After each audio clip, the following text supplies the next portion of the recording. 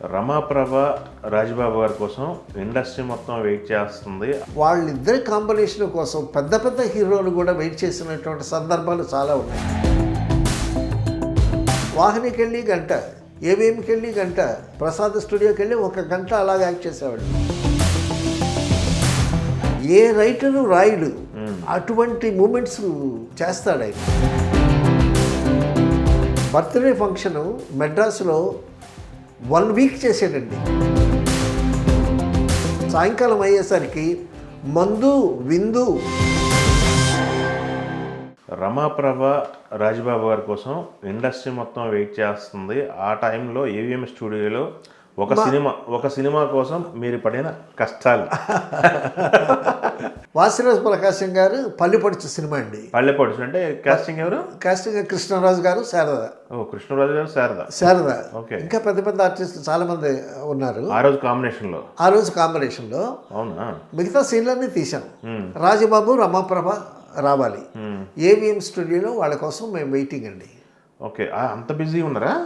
Rajababu, Ramaprabha combination, వాళ్ళిద్దరి combination కోసం పెద్ద పెద్ద హీరోలు కూడా వెయిట్ చేసినటువంటి సందర్భాలు చాలా ఉన్నాయి. ప్రతి సినిమాలోనూ కామెడీ జంట రాజబాబు, రమాప్రభ. వాళ్ళిద్దరు మంచి బూమ్ పీరియడ్లో ఉన్నారు. ఓకే. ఒక స్టూడియోకి వెళ్ళి గంట, వాహినికి వెళ్ళి గంట, ఏవిఎంకి వెళ్ళి గంట, వాసు స్టూడియోకి వెళ్ళి 1 గంట, ప్రసాద్ ల్యాబ్కి వెళ్ళి ప్రసాద్ స్టూడియోకి వెళ్ళి 1 గంట అలాగ యాక్ట్ చేసేవాళ్ళు. ఈ మేకప్ మార్చుకోవటం, కాస్ట్యూమ్ మార్చుకోవటం అంతా కార్లోనే. అంత బిజీగా ఉండేవాళ్ళు.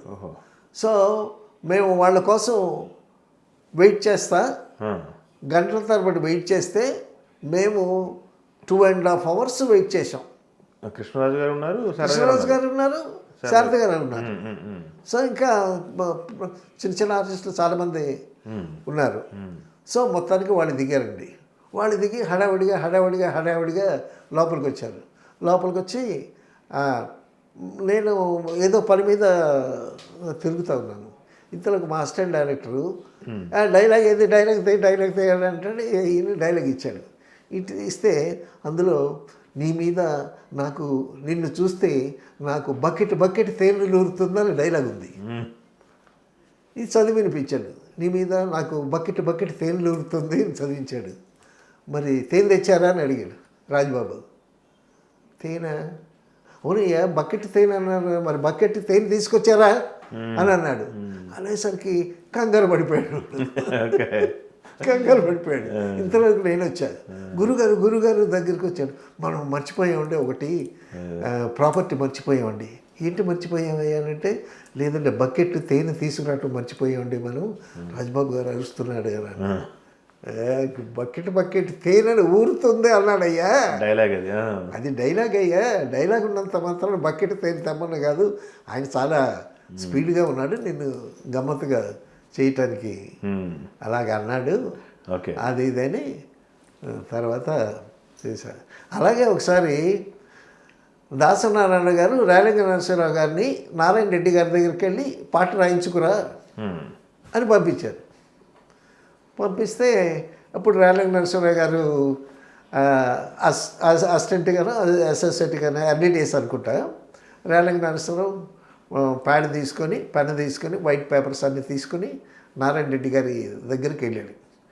వెళ్తే అప్పుడు, సార్ నమస్కారం సార్, నా పేరు రేలంగ నరసింహరావు అండి, అసిస్టెంట్ డైరెక్టర్ అండి దాసనారాయణ గారి దగ్గర. అదే మీ దగ్గర పంపించారు, మీరు పాట రాసిస్తే తీసుకుని వెళ్తాను అని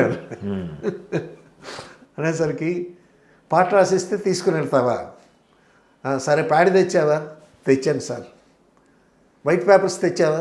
తెచ్చాను సార్. మరి కలం తెచ్చావా? తెచ్చాను సార్. మరి బ్రెయిన్ తెచ్చావా అని అడిగాడు ఆయన. అనేసరికి బ్రెయినా? అదేంటి సార్ అన్నాను. అప్పుడయ్యా, పాట రాయడానికి బ్రెయిన్ ఉండాలి కదయ్యా. మరి ఆ బ్రెయిన్ తీసుకోకుండా నువ్వు కాగితం, కలము, పెన్ను, పేపర్ తెస్తే ఎలాగయ్యా అని అన్నాడు. అని ఈయన కంగారు పడుతున్నాడు నరసింహరావు గారు. అప్పుడు అసిస్టెంట్ అనమాట అన్ని డేస్. అప్పుడు నారాయణ రెడ్డి గారు గమనించి, నేను రాసి పంపిస్తాను, ఆలోచిస్తున్నాను, నువ్వు వెళ్ళు అని ఉట్టి చేతులతో పాట లేకుండా తిరిగి వచ్చేసాడు ఈయనేంటి నా బ్రెయిన్ తిన్నాడు అనుకుంటూ రేలంగి నరసింహరావు గారు వచ్చారు. రేలంగి నరసింహరావు గారే ఈ విషయం నాతో చెప్పారు. Okay okay. మేము రూమ్మేట్స్ కొన్నాళ్ళు. అవునా? చాలా సరదాగా ఉంటాము. సో నేను విశ్వనాథ్ గారి దగ్గర పనిచేసేవాడిని, రేలంగి నరసింహరావు గారు దాసనారాయణరావు గారి దగ్గర పనిచేసేవాళ్ళు. ఆయన అనుభవాలు షూటింగ్ నుంచి వచ్చి నా అనుభవాలు షేర్ చేసుకునేవాళ్ళం. Okay, we were good friends. Yes yes. Rajababu garu topic వచ్చింది. రాజబాబు గారు ఎలా ఉండేవాళ్ళు సార్? అంత పరిగెట్టడమే కదా? ఓ చాలా పరిగెత్తటమును, ఆయన డైలాగ్ స్పీడు, ఆ యాక్షన్లో జర్కల్ స్పీడు, అసలు ఏ రైటరు రాయుడు అటువంటి మూమెంట్స్ చేస్తాడు ఆయన. ఇంప్రూవైజ్ చేసుకున్నాడు, మొత్తం ఇంప్రూవైజ్ చేసుకుంటాడు. అసలు ఆయన్ని చూస్తేనే నవ్వొస్తుందండి. ఆయన బాడీ లాంగ్వేజ్ అద్భుతమైన బాడీ లాంగ్వేజ్, చిన్న పర్సనాలిటీ, అద్భుతమైనటువంటి లాంగ్వేజ్. తర్వాత చాలా తెలివైనాడు ఆయన.